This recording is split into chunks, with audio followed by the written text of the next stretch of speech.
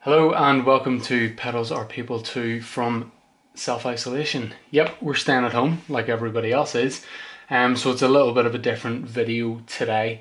We're not in the studio, we're in my bedroom, hence the curtains. The light's a bit nuts. It's a really nice day outside, so the sun's shining in, which, as everybody probably knows, it's not great for filming. So curtains are closed, got a bit of lights going on, and what this is going to be is a video of my pedal board. Nobody asked to see it. Nobody probably really wants to see it, but I'm pretty bored sitting around the house and I don't have any Pedals Are People 2 videos. We were about to film a couple of really good ones. Really excited about them. But that was just when the lockdown started to hit and it just didn't make sense to risk everybody and to start shooting the videos. So our studio's been closed. I've been working from home. It's all a bit up in the air, but this is going to be my pedalboard video. This is something that I've been working on for over a year now. I started this video a long time ago. Since then I've moved house. I've bought a few more pedals, which probably wouldn't surprise anyone. And my pedalboard has changed because of the music that I'm playing, even in the space of a year, has changed a good bit. So this is what this is going to be. I'm going to throw you back to the video that I originally shot around about a year ago. It outlines the board that I had then, the problems I was having with it, and what I was trying to do to fix it. So yeah, and to give you an idea of how long ago it was shot, I still had long hair. A bit of a different video for you today. I'm going to take you through a new pedalboard build for me. Usually I'm oogling at other people's pedal boards and getting to know how their setup affects their sound and how they get the pedals and the gear and the tones and everything else that they want. But I have been battling with this current pedal board for around about a year now in a couple of different bands that I've been playing in, and it's just never felt right. It's just, there's always been something that I've had to compromise on. So I thought this week, to hell with it, I'm going to go and get a new pedal board. Just a little bit more space and a little bit more flexibility, keep things a bit tighter, a bit more compact, but hopefully something that'll work better and means that every time I go out to play a gig with a different band that I'm in, I don't have to take apart the pedal board and put it back together again and then move pedals in and out and swap them in and out for depending on which band I'm playing with. So I'll take you on a quick run through the pedal board that I currently have, the current setup. Cork tuner, pretty straightforward, does everything it needs to do. Flynn Treble Booster, these are fantastic, kind of modelled on the Rory Gallagher, Brian May Treble Booster type thing. Next I've got a little switcher which I got from Bright Onion Pedals. This is brilliant, really basic A/B or bypass options. So in the loop A of that, I've got a Boss G7 equalizer and I've got an Ibanez Tube Screamer in the B loop. After the looper, it goes into the Electric Mistress. This thing sounds great. I love it. It's been on my board for I don't know how long. I don't know when I got it, but it's never been off my board. Boss DD3 next, usually set for a bit of slapback, nothing too kind of weird or anything like that. And then a Dunlop volume pedal. My main issue with this board is it's messy as hell. Like, having a look at it, there's cables everywhere. I'm kind of tripping over myself to get access to the pedals to stop them. The switcher has helped things because it keeps everything that I need to get at pretty much down at this end of the board. Another major issue is the power brick has to sit on top of it, so that's taking up valuable space. And also one of my favorite pedals, the Wampler Ethereal, isn't on there at the minute because there was no space for it in the setup that I was doing. So that's what that is. I'm going to take this apart. It's not very well put together anyway. I kind of just threw it together for the purposes of doing this video. And I'll talk you through what my plan is for the new board. Cool. Okay, so that was the board that I had, and it was a good setup. It was all right. It was sort of a board that I've been taking bits out of and putting on to without really thinking about the overall kind of function of it for quite a while. I improved it, and with the pedal train board, just with the underneath access and being able to put the power brick out of the way, it made a huge difference. But it still wasn't 100% there. I was finding that with just the Tube Screamer and the graphic EQ and the Treble Booster as a sort of drive section, I was getting most of what I needed, but there was still one or two songs where it just wasn't getting there. The other thing that I might have mentioned in the other video, I'm not sure if I cut it out or not, was this idea that I wanted the volume pedal to sit in between the delay and the reverb and second delay. And the idea of that was to pull the volume pedal back, get a delayed signal out of this, and then swell it in to the ethereal's delay and reverb settings so that I could make a bunch of noise with the guitar without the original signal coming through. So I kind of wanted 100% wet to get some of those like ambient-y kind of sweeps. It just didn't really work out the way I thought it was going to. It sort of got there, but it wasn't 100% there. So I started to make changes. And over the past couple of months, I've sort of been accumulating a couple of different pedals. I've changed a few things. There are some things here which won't be on my next board. I'm hoping that this board will take me through to play stuff with Ethan. It'll take me through to play stuff with Sonja, and in a new project that Sonja and I are working on as well, which has a very different sound to her stuff and a different sound again to Ethan's stuff. So, new board means new pedals. So this is the fun bit. And the first pedal I think I bought to really beef out the sound was an octave pedal. So TC Electronics Sub and Up. I think it's a great pedal, really small, compact, doesn't take up much space in the board, and with the tone print function, you can zap anything into it. I've already written 2 or 3 different songs just from zapping random tones into this. A bit like what Johnny Woods was saying from Winona Bleach. He finds a tone and then takes inspiration from that. And this is a pedal that's really done that for me, so that's definitely going on the new board. When I was away over Christmas, I treated myself. I was in Brighton, and there's some amazing guitar shops there. There's Badlands Guitars, the guys there were fantastic. There's GAC as well. There's Brighton Guitars. There's so many different places. We also went to the Guitar Village in Farnham when we were over that direction. And just seeing those stores, and we went to Anderton's as well. The guys in there were fantastic. Just chatted about pedals for so long that there was no obligation or pressure or anything like that. It was just a great experience. So being there, I couldn't resist buying a couple of pedals. So I had been on the lookout for soul food. I picked one of these up second hand actually. There was somebody selling one in Brighton, and it was a good deal. So I picked this one up. This will become, and has become, a sort of always on pedal. You may or may not disagree with that approach. Some people do and some people don't. I like it as an always on. And I had been running it in front of the Tube Screamer and the next pedal I'm about to show you. But actually in this new setup, I think I'm going to run it after those. Because what it was doing was overdriving those pedals a little bit too much. Whereas what I want to do is use it to kind of shape everything a little bit more and almost kind of level out the volume a little bit better. It's got plenty of headroom. I usually have it like volume quite high and drive really, really low. And I think it sounds great. So this is definitely going to be on the new board.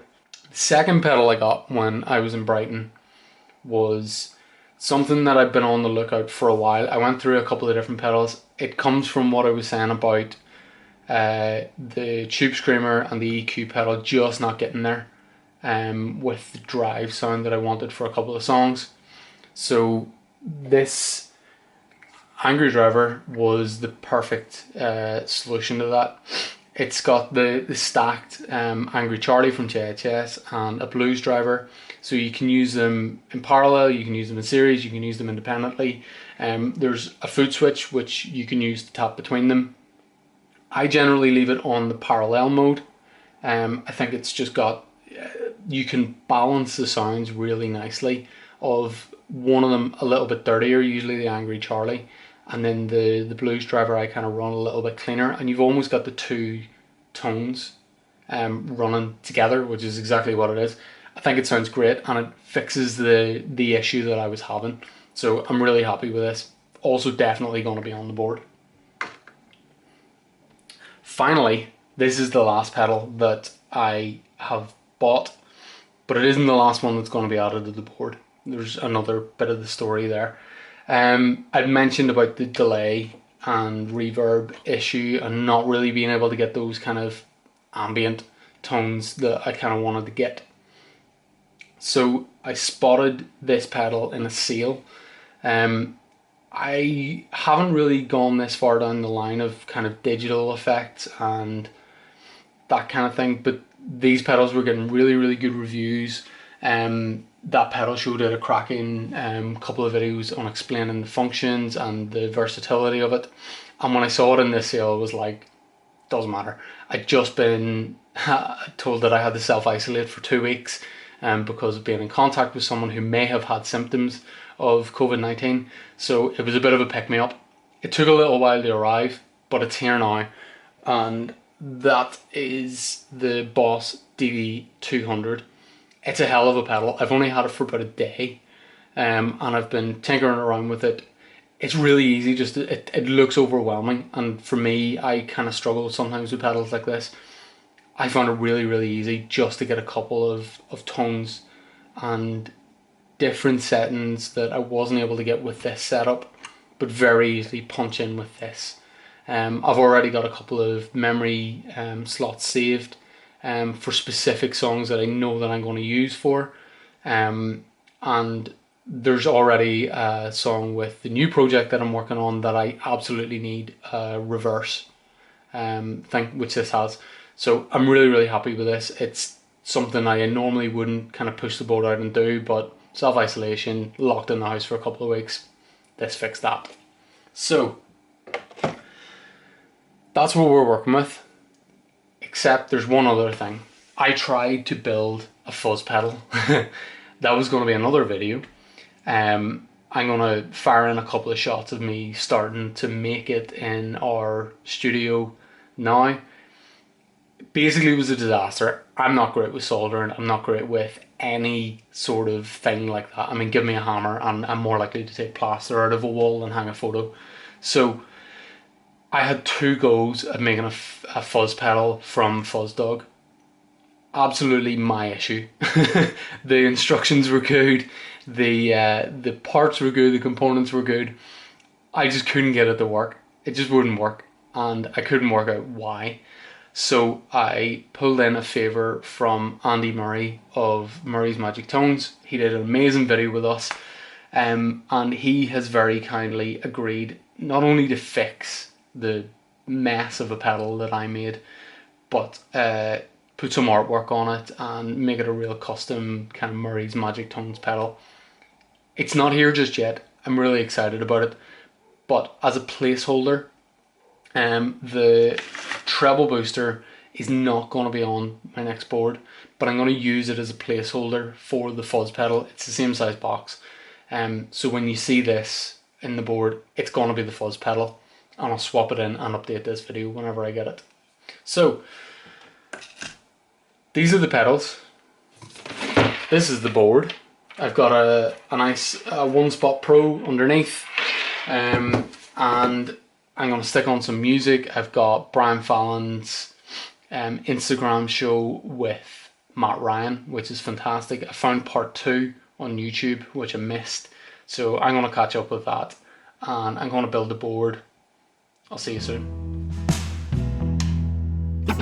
It's 10:33 and I've spilled the ash, I've dropped the wine, but tomorrow no one will see.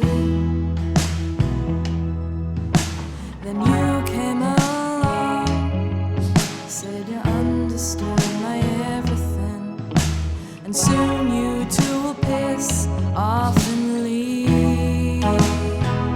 Okay, so I think I've got the order of the board figured out, or the arrangement of the board figured out. Signal chain is gonna be tuner, this is gonna be the fuzz, into the octave. They might swap, I might mess around with those when I've actually got it. I'm not really sure which is best to go first. So from that, it goes into the switcher. In loop A is going to be the angry driver, and in loop B is going to be the tube screamer. It's going to come out of here and into the soul food. Then it's going to go into the volume, where hopefully I'm still going to be able to get some of those swell things going on. It'll go to chorus, then to, genius has put these the wrong way around. Then I'll go to the delay, and finally to the Wampler ethereal, and out into the amp. That I think is what the layout is going to be. Those who haven't made it, I think they're cool with it. They'll be fine. We're good. So I'm going to start wiring everything up here. I haven't really counted power outputs or anything like that. I might be a little bit short. I might have to put batteries in something. But we'll see. We'll work these things out as we go. Can't start wiring pedal boards without a cup of tea.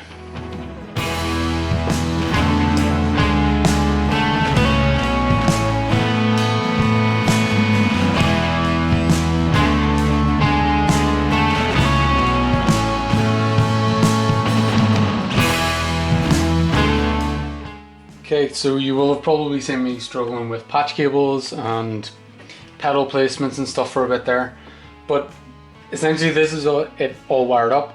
Signal chain works okay. I think I can get at everything that I need to be able to get at. The main things really are the tuner, the switcher, the octave. I'm not worried about these because these will always be on and they'll be controlled by the switcher. The soul food, the volume pedal's fine. The delays and the reverb, the tap tempo's down here and the on off. So that's all good. It's all patch cabled up. Hopefully it all works. I did attempt to cable tie some of the cables together. My cable ties aren't long enough. So I'm just gonna have to live with a slightly messy underneath of the board, but it doesn't bother me that much. I mean, I know a lot of people make, you know, the point about power cables and patch cables running perpendicular to each other or parallel to each other. And the pros and cons of that. I've not noticed a massive issue with this board. There's not that much on it really, and there's nothing that's really kind of heavily power draining or dragging a lot of current. It's not an issue I've had. If it happens, I'll deal with it. It hasn't happened yet, so I'll see how we go. So now I've got to power this up, and I think I have more pedals than I have output, so I might need to do a bit of splitting. Stick with me, I'll do this as quickly as I can. For you too, I have a bone to pick with you.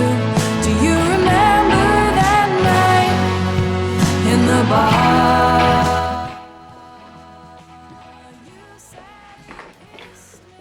bar? Okay, so it's about a week or maybe two later. Days are all getting a bit blurry. The beard's shorter, the hair's longer, and I have a brand new pedal from Murray's Magic Tones. So, as I mentioned before, this is going to replace the Treble Booster on the board. I've sort of fallen out of love with the Treble Booster. I use it less and less, but I will keep it because it's a good option to have. It only works on battery, so it's very easy to throw in front of a board and then put into the amp if I need that specific sound. But it's being used less and less. So I had the idea to build a fuzz pedal, and I made an absolute mess of it. And Andy, who shot a video with us, which I'll link somewhere, is an excellent pedal builder. He makes some really cool stuff, and he does a lot of his own designs and stuff. So I'd asked him for help initially, a bit of troubleshooting and a bit of advice, as to what I might be doing wrong in my builds. And eventually he just said, look, I'm going to fix this for you. I'm going to put a bit of artwork on it. And I haven't even opened the box yet, because I wanted to do it here. So this is it. Lovely Murray's Magic Tones stamp. Boutique pedals, no less. And we open up and got another one inside, which is really cool. And here is the pedal. So this is going to be my first kind of look at it. Andy sent me a couple of like rough shots of what it was going to look like, but I haven't actually seen the pedal yet.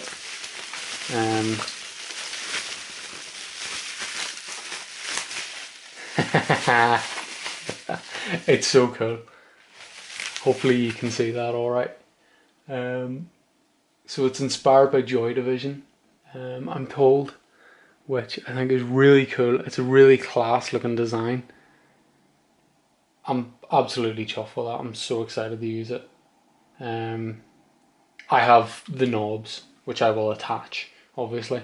But yeah, this is fantastic. Thank you very much, and I look forward to hearing it.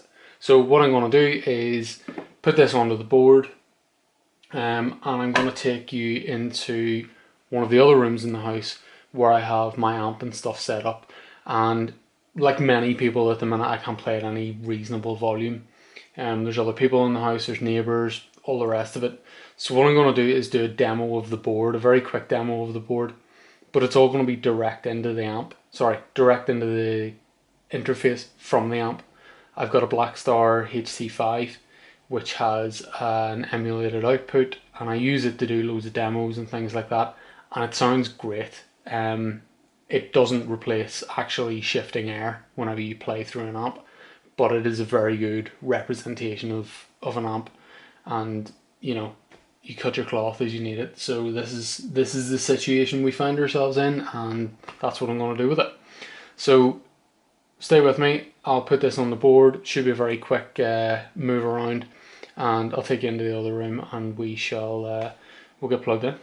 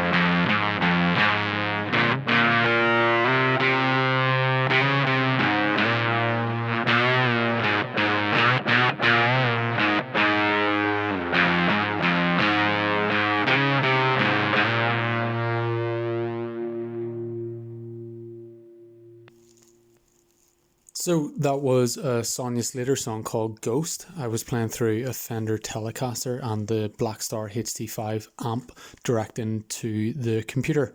You'll see in most of these tones that the Wampler Ethereal is on pretty much throughout, just adding a touch of reverb, and the Soul Food is on for the most part as well. Next up is a new song, again fairly clean with the Soul Food, but then I used the Tube Screamer to thicken out the chorus and the Angry Driver on the parallel setting for a middle 8 lead run.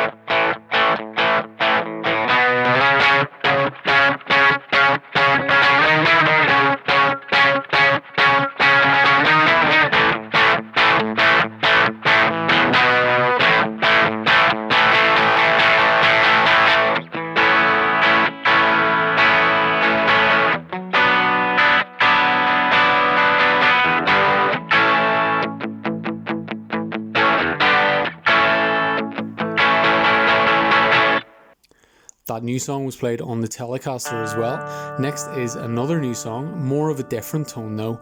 I've got a setting in the Sub and Up downloaded from the Tone Print app, and I've added a little chorus from the Electric Mistress and some delay and reverb. This is a tone that I'm still working on though, so you'll hear that there's some room for improvement.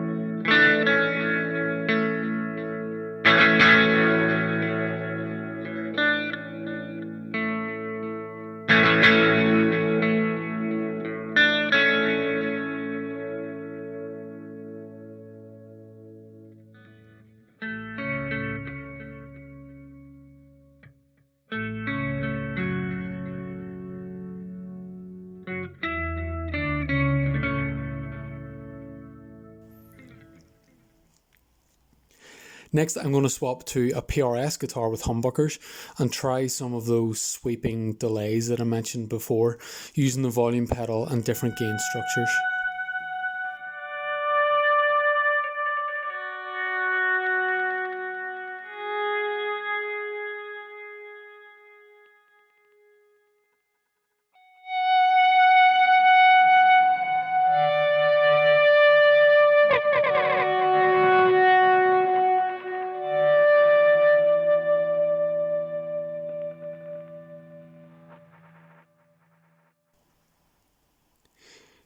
Ethan Hanna's song Proud is probably as heavy as my tongue gets.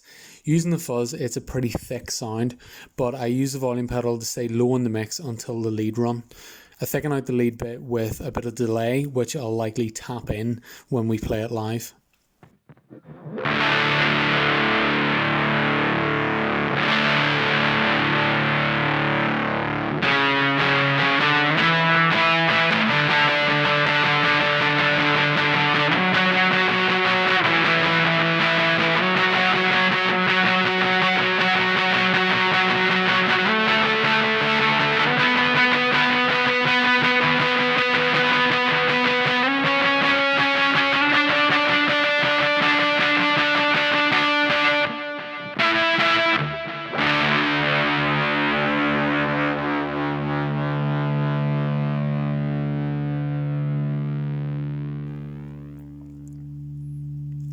The fuzz works really nicely with the volume roll back as well. This is another new tune, and here I'm using the reverse setting on the DD200 in a riff with loads of space. For the chorus section, I'll switch off the reverse and roll the volume up.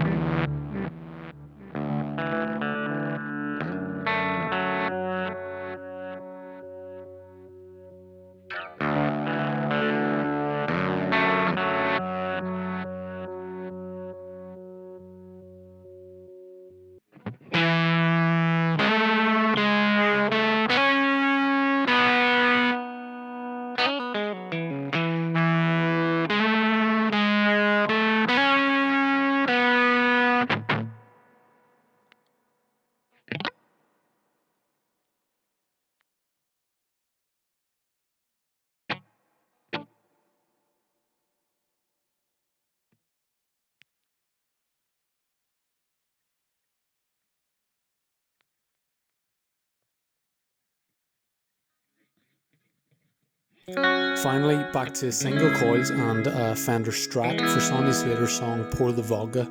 It's another song with loads of space in it, so I let pretty simple chords ring out with the chorus and reverb, and then kick on some fuzz for the solo.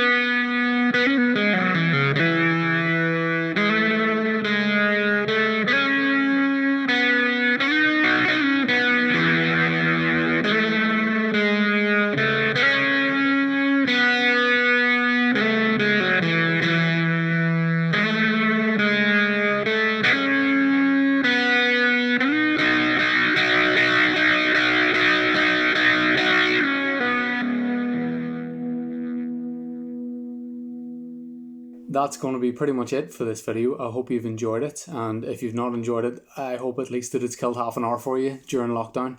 If you've any questions about the pedals, the order that I've put the pedals in, the way I've built it, any of the tones, give me a shout, fire me a message, join our Pedals Are People 2 group on Facebook, where I have a chat with everyone, and everybody that we've interviewed is involved in the group, so you can watch back through the videos and ask them about their tones as well.